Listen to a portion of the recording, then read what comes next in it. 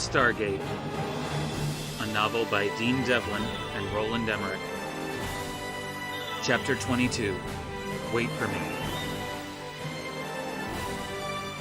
When it amused him, Ra was a masterful player of games. He had often won not only with his skill, but with something more important to them, his tenacious will to control and dominate. Ra was a very bad loser. While the raid on the pyramid unfolded far below, the eternally young Ra entertained himself by playing 2 games at once, both of which he was assured of winning. With his menagerie of children arranged around him in his sitting chamber to bear witness, he distracted himself by playing an ancient board game while simultaneously directing the destruction of the renegade Earthlings. Sitting bolt upright on a hard wooden chair, an extraordinarily detailed hunting scene chiseled into the arms, he seemed completely absorbed in a round of Senet, the game once called the Chess of the Pharaohs, and still played along the Nile today, required intense concentration. His opponent was a handsome 13-year-old boy who, like all of the children brought to the ship, had been personally chosen by Ra because of his outstanding physical beauty. Ra admired this child above the others not only for the purity of his skin and the lithe outline of his body, but for his intelligence. He showed promise of becoming the friend and companion Ra had never been able to find. The vastly superior player, Ra set himself the handicap of glancing down at the pieces, pyramids and obelisks, only every other move. This added a psychological dimension to the game that Ra enjoyed. He had to know his opponent's mind in order to anticipate what he would do next. But the elaborate handicap he'd given himself in his contest with the Americans was the one that tickled him.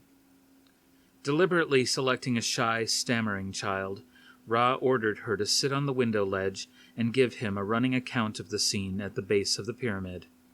If she failed to mention anything of importance, he promised her she would be pushed outside. Terrified, the girl's speech became even more labored than usual. Like a stuttering parrot, she fought against the words and her fear, squawking her gibberish report from her perch to her master's ear. As far as Ra was concerned, these disadvantages turned a grubby chore of police work into an artful mental challenge. Not content merely to kill the trespassers, he wanted to orchestrate their slaughter like a piece of music. And he was going to do it, blindfolded, with one arm tied behind his back. When the invaders announced their arrival by starting the gun battle in the entrance hall, Ra didn't even wait for the girl to spit out her choppy description. Everyone in the room could hear the shots echoing through the desert's silence as distinctly as if someone nearby were slowly clapping their hands. He called for Anubis to seal the pyramid's entrance. Next, he summoned the remainder of his security force, the last 4 of his Horus soldiers, and ordered all of them into the sky. The pilots were to smash the uncouth rabble gathered at the obelisks, destroying them with all the firepower the gliders had. 2 of the Udajeet would have been enough, but as always, Ra sought to strike down with all available force. Without a word, the soldiers turned and hurried to the glider bays, activating their helmets as they went, transforming themselves into a squadron of menacing hawks. Absolutely delighted with himself, Ra leaned forward to take the boy's pyramid with his obelisk, a move that would put the game squarely in his control. But to his extreme annoyance, neither his opponent nor any of the other children were watching him win. Lured by the girl's report, they had crowded to the window to see for themselves what was happening now. "Is this how you serve me?" Ra shrieked, raking his arm across the board, knocking the game pieces everywhere. He got to his feet as if he would hurt the child closest to him, the 11-year-old boy, but turned to Anubis instead.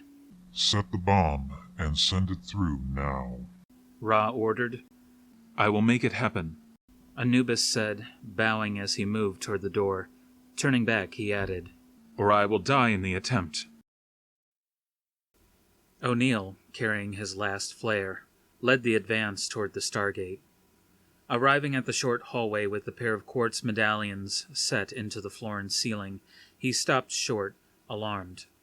Torches had been lit and set into braces along the walls. Near the Stargate, on a table that hadn't been there before, the dismantled bomb was in plain view, still neatly arranged on the silver tray O'Neill recognized from his visit upstairs. Daniel tried to march into the room, anxious to get to the gate, but O'Neill straight-armed him to an abrupt halt. After the many obstacles they'd faced to arrive at the spot, O'Neill couldn't believe Ra would leave the finish line unguarded. He slid toward the door, concealing the sputtering flare behind his back. After lobbing the stick to the far end of the room, he flashed in behind it, ready for snipers. The room was empty. "Okay, Jackson, fire it up."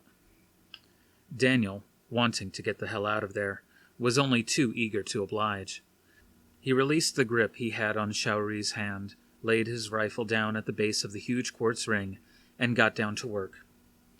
Sha'uri had heard about the Stargate all her life, but this was the first time she had seen it, and she was just as surprised by its stern beauty as everyone on Earth who had seen its twin. More than her companions, she felt like a trespasser, that she was violating sacred ground. She reminded herself of all she had learned in the catacombs about Ra and this place, but she couldn't completely quell her feelings of guilt for what they were doing. As if this weren't confusing enough, she knew that when the ring was called to life, she would either have to dump herself into another world like a load of stones, or face whatever fate Ra's soldiers had in store for her. Daniel reached into his pocket and pulled out the notebook with the 6 symbols he'd copied from the cartouche in the catacombs. He tore off the appropriate page, then put a hand on the sliding inner ring of the device, which turned with a minimum of resistance. He spun the first symbol into place. The ring gave off a sharp click, and a second later the top clamp split open to reveal the quartz jewel at its center. As he was wheeling the second constellation to the top, he felt Sha'uri tugging on his sleeve. "Nani?" he asked. "Conner oneo," she said. When Daniel didn't understand her, she pointed toward the table where the colonel was putting the bomb back together. Daniel couldn't believe it. They were on the verge of getting it all done, and O'Neill was going to blow them up. "Hey, what are you doing?" Daniel demanded.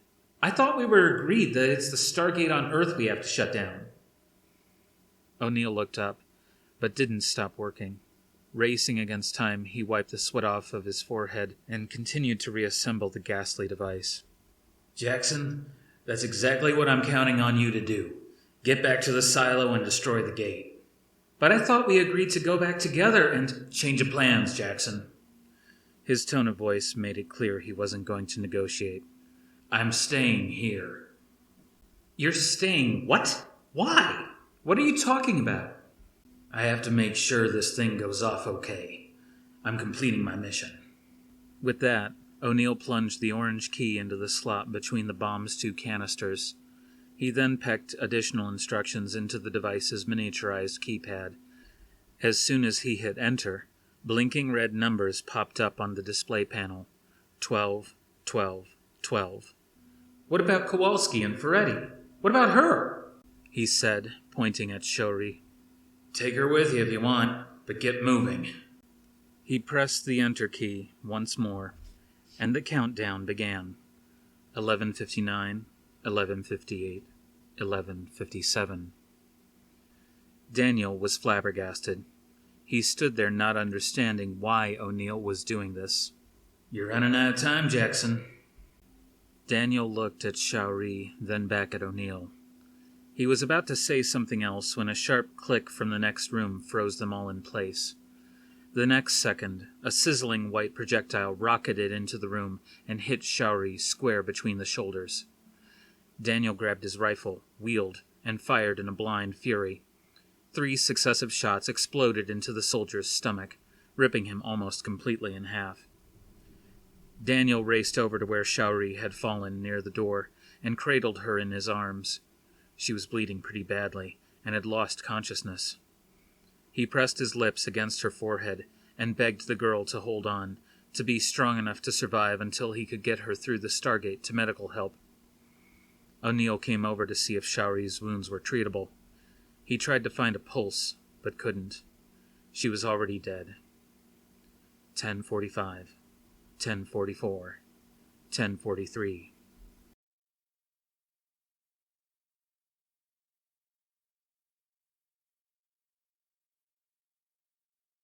They got us, man. We're screwed. They caught us out here with our pants around our ankles, and now we're totally goddamn screwed. Keep it together, soldier, Kawalsky barked. They jumped into a space between the sand and the side of the ramp, too shallow to offer much protection from the gliders. The lieutenant lifted his head and surveyed the scene. It looked like Feretti was right. The aerial assault had taken them completely by surprise. The unit, hodgepodge to begin with, was now scattered on both sides of the ramp, hiding in whatever passed as a foxhole. They had no radios, no common language, and worst of all, no plan. The gliders cruised overhead, strafing the area with shattering explosive pulses. On each pass, they met with less ground fire and, for the moment at least, seemed more intent on keeping the invaders pinned down than in polishing them off. Or maybe not. Hurtling out of nowhere, one of the gliders sent a shot whirring toward them. It hit the ramp less than 10 feet away, blowing a pothole into the structure as if it were made of styrofoam.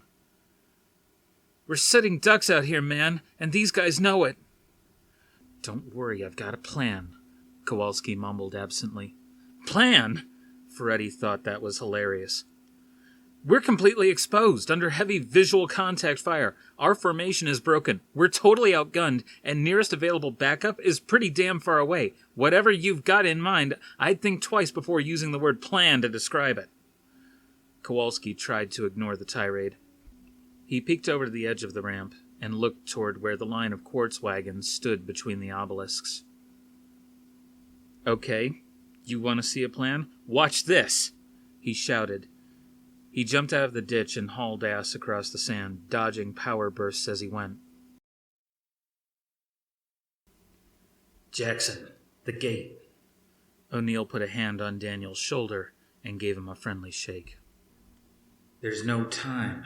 We've got to get you back to the silo. Jackson? O'Neill was getting nowhere. For a minute, he stood back and watched Daniel, his arms wound tight around Sha'uri's body. He understood what it meant to grieve like that, to hold on long past the point when you knew it was over. He'd been holding on for more than 2 years, but he couldn't let Daniel have that same luxury. He pried one set of fingers loose, and then the other, forcing Daniel to his feet. Then he regurgitated the hollow, reassuring advice he'd heard so often. It's over, Jackson. She's gone. Clear your mind and keep going. We need you to get through. Daniel didn't need to clear his mind. The shock of losing Sha'uri had done that for him. He stood unsteadily at the mouth of the Stargate, unable to remember who he was and what he was doing there. Looks like we've got company, he heard O'Neill say. A crisp sting of quartz blue light shot from the floor of the medallion room up to the ceiling, then began to spread sideways. When Daniel turned and saw it, he could think of only one thing: the sarcophagus. If it had brought him back to life, it could do the same for Sha'uri. O'Neill moved to the edge of the stairs at the base of the huge ring, toward the table to retrieve his gun. But he didn't stop there. Daniel shoved him off the edge, sending him crashing onto the table, then spilling, along with the bomb, off the other side. By the time O'Neill jumped up and made it to the medallion, Daniel was already standing behind the glittering curtain of blue light, holding Sha'uri in his arms. Unaware of the danger, Daniel let Sha'uri's legs dangle perilously close to the beam, where the light closed into a transparent cylinder. A fold of Sha'uri's robe was hanging beyond the perimeter. The beam moved right through the cloth, slicing it off cleanly. O'Neill watched it drop to the floor. Jackson, what the hell are you doing? The bomb! Beginning to disappear, Daniel spoke to O'Neill through the glittering curtain of blue light.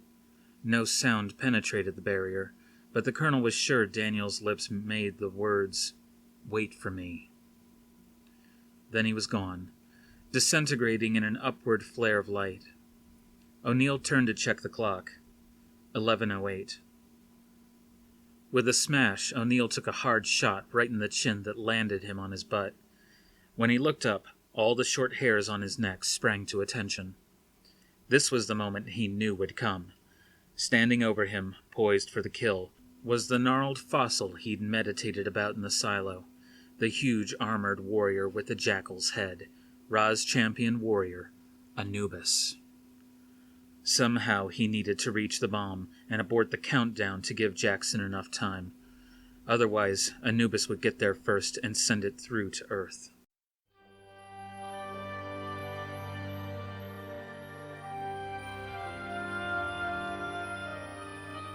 Kawalsky strained against the weight, but couldn't tip the cart by himself.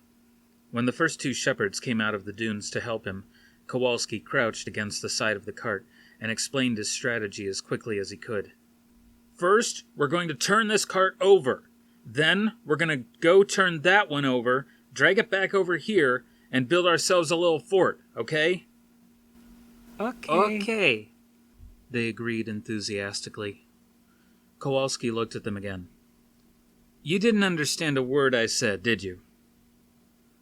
True, neither of them had captured the finer nuances of the big man's plan, but they'd understood the gist of what he told them. Something's going to happen, and you're going to help. When the sky was clear, Kowalski jumped up and positioned the boys on either side of him, and together they tipped the vehicle on its side, spilling the quartz into the sand. After dragging the cart a little way and turning it belly up, they dashed for the second cart. Skara and Feretti both arrived in time to help. They easily jettisoned the load of quartz, tipped the rig belly up, then ducked underneath to avoid the next barrage from the gliders. On his hands and knees, Kowalski tested the weight of the cart. Then, like Atlas, he slowly stood up, shouldering his end of the vehicle into the air. The others followed his lead and lifted the cart above their heads. Then they marched back between the obelisks, moving like a gigantic Saharan millipede.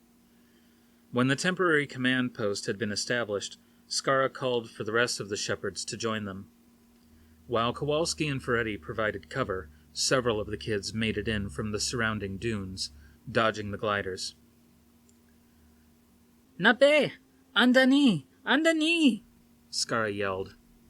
Nabe was still at the top of the ramp, almost 100 yards away. After more encouragement, he started motoring bow-legged straight down the center of the ramp at full speed. No gliders in sight, but halfway home, one of the pilots spotted him and swooped down at the ramp. Skara tried to warn him. "Come in! Come in!" Meaning, jump off, jump off. But Nabe, feeling paralyzed within the motion of his run, continued to come. Skara scrambled out into the open before anyone could stop him, running and pointing for Nabe to get off the open ramp. Before he could do any good, the small plane fired twice in quick succession. The ground in front of Nabe erupted in an upward shatter of rock and dust. Skara felt the wave of ambient heat roll past his cheeks a full second before he was hit by the first flying chip. The breeze moved the dust straight at the rebels. When it finally cleared, there was no sign of Nabe or what had happened to him. Their only clue was the misshapen green helmet. It came rolling out of the smoke like a drunken spare tire. Skara called desperately for his friend, then suddenly found himself moving backward. Kowalski's meaty hand was cuffed around the boy's wrist, dragging him like a doll back to the barricade. Kowalski pinned Skara under the cart and restrained him until he stopped fighting.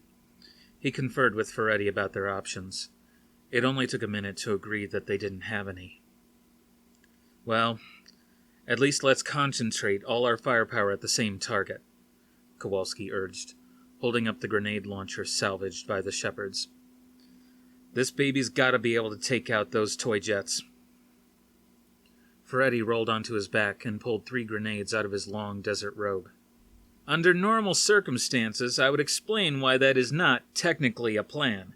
I'd give you a list of reasons why it's a really pathetic substitute for a plan, But at this particular moment, it sounds like a plan, so let's do it. As soon as the plan was explained, one of the gliders came slowly prowling toward them, squeezing off a series of carefully aimed shots. The soldiers pointed to the glider, and the boys understood. "Now!" Kawalsky gave the order. 10 conventional rifles, plus Feretti at the trigger of the grenade launcher, suddenly sprung out from the bunker, took aim, and started blasting a hole in the sky. The minnow-sized jet took a grenade in the tail. The shot did no structural damage, but did succeed in knocking it slightly out of control. For a moment, it seemed the swerving Udajeet would wreck itself into the carts, but the pilots stabilized the craft and sailed it a few feet above their heads. A violent crash ensued when the plane's wing clipped one of the obelisks, then spun like a ninja's throwing star out into the dunes, demolishing itself into a fireball.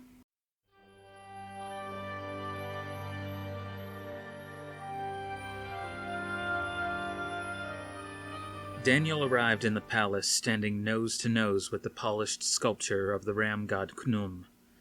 He spun around, ready to face whoever he had to, but the room was completely empty. He picked Sha'uri up and galloped straight ahead into the magnificent throne room. The colossal stone figures carved into the pillars seemed to follow his progress through the room. The thudding of his boots echoed off the walls as he turned down the short passageway leading to the sarcophagus that had somehow restored his own life. It was open. He placed Sha'uri onto the hard bed at the center of the device, then stepped back as the machine ground into action. He watched as Sha'uri was lowered deeper into the healing grave, and the thick walls of the lid slid to a close. As she disappeared, Daniel realized how stupid this was. He had no idea how long the process would take, or even if the machine had to be switched on. Now he was trapped in Ra's stronghold with no way to get out. As he had carried Sha'uri to the medallion below, he had some vague notion of reasoning with Ra, pleading with him, striking some sort of bargain. Now, with more time to think, he realized how ludicrous that idea was. Hiding behind the golden box, he tried not to think about the implications of what he had done. He looked down and saw he was still holding the scrap of notepaper with the coordinates for Earth. He banged his head backward against the sarcophagus. He'd squandered the chance to get back to the silo and slam the lid on this Pandora's box before it could spill its demons into the Colorado mountains. He turned to examine the side of the sarcophagus, hoping to find some clue there. Etched into the long gold panels was the story of Osiris. Hacked to pieces by his enemies, his body was spread to the far corners of the Nile. His wife, Isis, wandered the land slowly gathering his parts. She put the body back together, then wrapped it in cloth and paper. The last section of the etching showed Osiris reborn. Daniel looked up and noticed Ra, blazing gold skin, standing calmly at the foot of the mysterious coffin. Daniel recoiled to the other end of the box, then moved several steps across the floor to the door. Ra made no attempt to stop him. At the mouth of the passage, Daniel saw the children coming out of Ra's chamber and down the stairs past the throne. His first impulse was to run, but then he remembered the bomb set to explode below. There was nowhere to go. Ra stepped between Daniel and where Sha'uri lay hidden, puzzled. Why? He rasped softly. Why come here now? Daniel didn't move, didn't respond. For this? Ra looked over at the sarcophagus, then back at Daniel. Have you put something inside? Daniel lunged at Ra, but was quickly and violently subdued. Ra opened his palm to expose the lethal coin-sized medallion he was so fond of experimenting with. Before he even got close, the small jewel knocked him backward like he'd stepped in front of a bus. It sent a stinging burn across his skin, a sensation he remembered from his trip through the Stargate. Ra smiled and strolled to the machine. He ran his hand over the lid, fascinated to watch the anxiety rise in Daniel's face. The coffin's lid slowly opened to reveal Sha'uri, sleeping peacefully. The scab over her eyebrow, earned when Ra's soldiers had invaded and burned Nagada, was almost completely healed. Hanae? Hanae. Ra whispered. The phrase, which Daniel did not know, translated to something like, "How romantic." He reached into the sarcophagus and ran the backs of his golden fingers delicately over the girl's lovely features. Very, very clever. He seemed truly impressed with Daniel, adding, Now you can die together. O'Neill's instincts took over. Before his opponent could react, the colonel had wedged the 5-foot-long staff into the throat of Anubis's helmet, driving him backward. He slammed the bigger man against the wall of the narrow hallway and yanked back on the rifle, but Anubis's grip was too strong. The weapon refused to budge, and the next moment the jackal's iron glove came crashing down on the side of O'Neill's face, knocking him to the ground. Even before he hit the floor, O'Neill was on the move to avoid the pulse blast he knew was coming. He rolled away with a sudden change of direction. Sure enough, the spot where he had landed exploded a second later. The hallway was just small enough for O'Neill to plant his palms against the wall and still reach back with his feet to kick Anubis in the head. The impact drove the monstrous combatant a step inside the Stargate room, but didn't knock him down. He regained his balance and leveled the rifle for another shot at O'Neill. When O'Neill saw what was happening, he dove around the corner of the hallway into the grand gallery. The shot hit the stones of the arched doorway and caromed off into the darkness. Then O'Neill did the only sensible thing. He ran away. The grand gallery behind him was blacker than squid ink, and the colonel hoped it would allow him to get the drop on Anubis. He ran as far as he could into the vacuum of light before he started to lose his balance. He turned and saw the big soldier calmly step into the Stargate room. He was probably checking for Daniel and the others. Soon enough, Anubis came hunting for O'Neill, but not as quickly as the colonel wanted him to. Crouching 50 feet out in the lake of darkness, O'Neill watched the large jackal head bobbing toward him into the darkness. After only a few steps, the hunter reached up to the collar of his helmet, made an adjustment, then came deeper into the hallway. Just before he disappeared, O'Neill saw the helmet retract down into its collar. The barely audible scrape of armor against armor came closer, then stopped. O'Neill fought to control his breathing, listening like he never had. Then, suddenly much closer, a continuous scraping sound filled the hall. By the time O'Neill figured out what was happening, it was too late. The staff raking across the floor like a blind man's cane knocked against the colonel's leg. O'Neill found his feet and retreated a couple of steps, listening, waiting. With no warning, the blunt end of the staff poked him in the mouth, splitting his lip open against his teeth. O'Neill continued to retreat in a new direction, moving his hands in frantic circles through the air, trying to protect against the next invisible blow. A whistling sound made him jerk his head backward. The weapon moved past his face like an axe at full speed. As Anubis followed through with the swing, O'Neill stepped in and brought his elbow down with a crack into his opponent's nose. He heard the rifle clatter to the ground and dove toward the sound. Groping everywhere, he got a hand on the weapon just as Anubis reached out to retrieve it. O'Neill tried to twist the gun away, but the man was too strong. Knowing that whoever seized control of the weapon first would kill the other, the two of them began a kicking, punching, head-butting gladiator contest. O'Neill was using every trick in his book, and just breaking even. O'Neill finally decided that this game was too dangerous and too time-consuming. He waited for the right moment before suddenly releasing the weapon. As he sprinted toward the light of the Stargate room, he heard Anubis falling flat on his butt.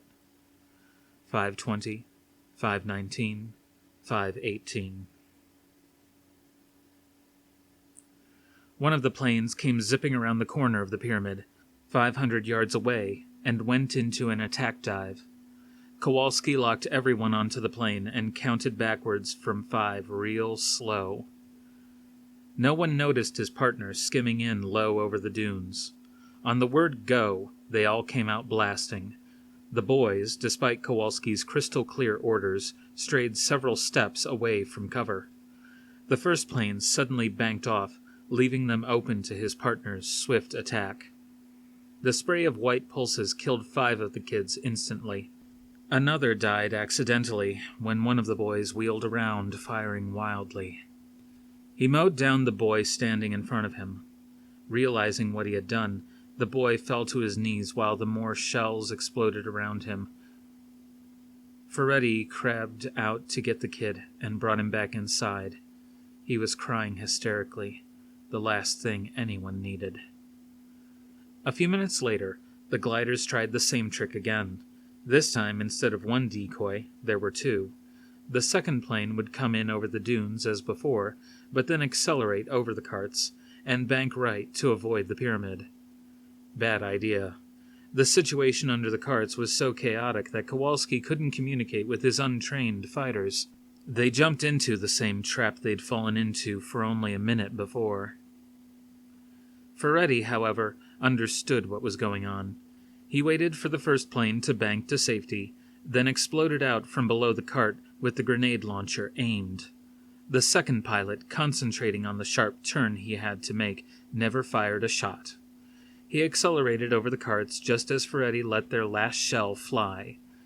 The projectile erupted into the bottom of the craft, cracking its fuselage like a cheap pair of eyeglasses. "Back underneath! Get down!"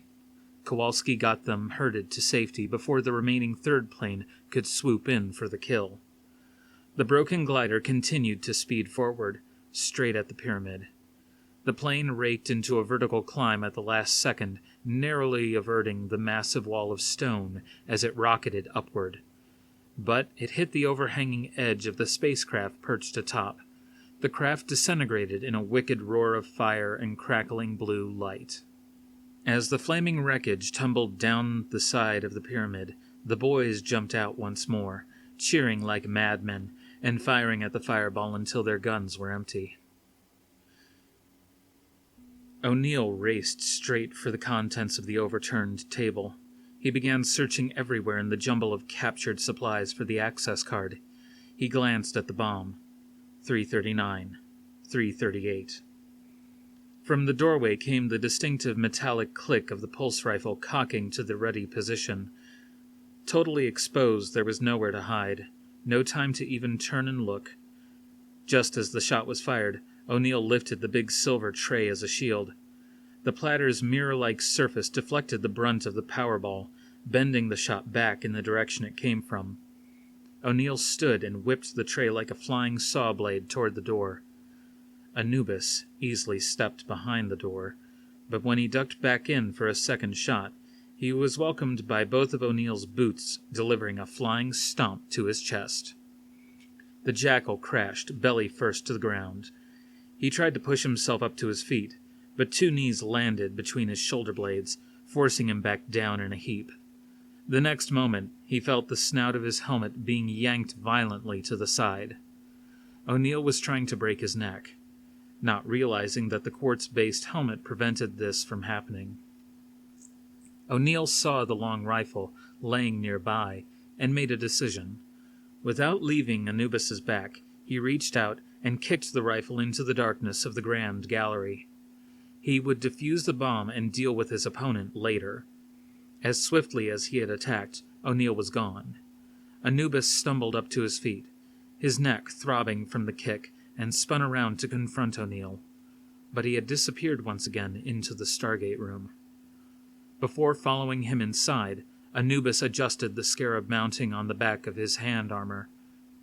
4 razor-sharp claws spit out of the pad following the natural curve of his hand.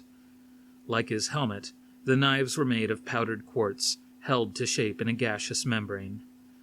Anubis turned his wrist bracelet, focusing the claws, then marched into the Stargate, where O'Neill was on his hands and knees. Both men looked up when they heard the explosion. Ra was patiently coaxing Daniel closer to the sarcophagus, promising not to harm Sha'uri if Daniel would only come a little closer. The game was interrupted by the ear-piercing explosion of the glider into the side of its mothership. Everyone inside was badly startled, but none more than Ra. He dropped down behind the sarcophagus, shrieking and cowering, his head buried between his arms for several seconds. When he finally stopped, he looked at Daniel strangely. His expression seemed to be asking for sympathy, as if this frightening attack on his citadel should naturally be a cause of concern to everyone.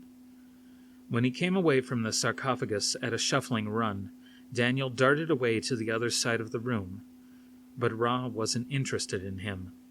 He posed no threat and could be dealt with later. Daniel saw the strange golden man run up the stairs and go into the doorway behind his throne. Seizing the opportunity, Daniel raced to the sarcophagus where Sha'uri was beginning to stir. The sarcophagus had done enough to bring her back, but it hadn't finished the job. Daniel scooped her into his arms and bowled past the children out into the throne room. From his window, Ra could see both the fiery wreckage of the glider and the tiny figures celebrating between the obelisks. As he watched them exult, he realized he would be forced to spend much more time than he wished in this desolate, insignificant corner of his empire. The entire population would have to be exterminated, and another brought to replace it. He looked out over the rolling desert and remembered why he hated this colony, his first. It reminded him too much of home. When he was sure the pilots were still in command, he turned with new purpose and strode off to kill Daniel. Kawalsky and company were fresh out of ammo, and the glider pilots knew it. Prowling slowly overhead, they practically invited ground fire. The only resistance they encountered was angry shouting from the boys. Flying in tandem, the Udajeet coasted out across the empty desert. Just when it looked like they were leaving, they gently touched down on the lip of the vast amphitheater of sand surrounding the pyramid. A minute later, the large hatch doors opened, and the two Horuses stepped out. They retrieved pulse rifles from their planes, then began marching toward the obelisks. O'Neill heard the footsteps and knew Anubis had followed him into the room, but he kept working. Exhibiting nerves of steel, or perhaps his old suicidal recklessness, he had just begun to punch in the command to abort when he looked up to see Anubis's death claw swiping down at him. The claws cut deeply, but not into the colonel. They sunk into Daniel's 1931 edition of Aegypticus by Sir A. E. Wallace Budge. Anubis looked down at the shredded book, his claws buried deep within its tortuously dull chapters. O'Neill allowed him no time to read. With a violent twist, he forced Anubis to turn, then jacked his arm up behind him. He brought the bones almost to the breaking point, then leaned forward and whispered into the jackal's ear, "Bad dog." There was a wet, hollow pop as the arm said goodbye to its socket. Howling in pain, Anubis felt O'Neill's boot in his back. Anubis spun back around just in time to eat a fistful of knuckles. Like a power-punching heavyweight contender, O'Neill drove Anubis backward with a rapid flurry of punches. Snapping Anubis's head from side to side, O'Neill kept the pressure on till Anubis had stumbled back into the medallion room. Teetering on weak legs, Anubis tried to shake it off. O'Neill, bending him over, snapped his own knee up into Anubis's already dazed head. He wrapped a leg behind Anubis and slammed him down to the floor, hard. O'Neill fell on him, pinning him down, his body laying half on the medallion on the floor, half off. Daniel had Sha'uri slumped over his shoulder as he carried her over to the palace medallion. Gently, he laid her down on top of the medallion as he began searching frantically for some way to turn it on. He ran his fingers over the sinister statue of Khnum, searching for a hidden panel, a button, anything. Frustrated, he turned to the children who had trailed after him down the hall, curious to see what this amazing visitor would do next. "Help us," he urged them, his eyes wild with terror. The children only looked at him like a circus freak and backed farther away. "Don't be scared." He stepped off the platform, moving closer, trying to show them a kinder face. "Semun," he had gestured to himself. "Semun, friend." The children understood what he was trying to say, and a couple of them giggled nervously at the way his pronunciation butchered the words. Ya'ani!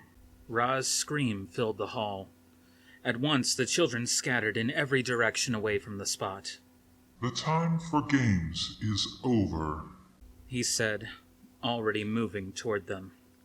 Like a grim image from some long-forgotten dream, Daniel watched the Golden Pharaoh, this brutal and immortal child, stalking toward him. His golden sandals clicking across the gold mosaic floor at an even, inexorable tempo. Daniel turned back to Sha'uri, who barely stirred atop the medallion. Somehow, he would buy enough time to get her through. Ra was almost to the medallion when Daniel plowed forward to attack. Effortlessly, Ra reversed the man's momentum. He simply opened his hand and sent Daniel crashing backward, tumbling down next to Sha'uri on the medallion. Undaunted, Daniel turned back to Ra, attempting once again to rush him. This time the consequences were more severe. Ra caught Daniel with the full paralyzing force of the device. His head and arms snapped backward in pain as Ra lowered his hand onto Daniel's head, forcing him down submissively to his knees. A moment later, Daniel's face began to ripple like the reflection in a liquid mirror. Every bone and organ in his body began to swell and contract, warping into new shapes as the quartz jewel, a weaker version of the Stargate, began to break him down at the molecular level. In a matter of seconds, Daniel would be dead. Still pinned over the medallion below, Anubis tried to buck the colonel off of him. But as O'Neill pressed Anubis back down, he noticed the wrist device on the back plate of Anubis's hand and remembered seeing him use it to activate the medallion when they had been captured before. This was his chance to end this thing once and for all. "Give my regards to King Tut, Anus." Quickly, O'Neill lifted Anubis's wrist up and slammed it back down, hard to the floor. The impact activated the device set into the scarab mounting. Immediately, the cold blue laser pierced into the air, inches from Anubis's head. When Anubis saw the beam spreading around the disc on the ceiling, he forgot the pain shooting from his arm and went absolutely wild. Twisting and bucking and screaming in pain, he desperately tried to find the leverage he needed to throw O'Neill aside. O'Neill remembered the way Sha'uri's haik had been sliced away and held Anubis down, partially over the medallion. He concentrated on holding Anubis and waited to see what would happen when the blade of light completed its circuit.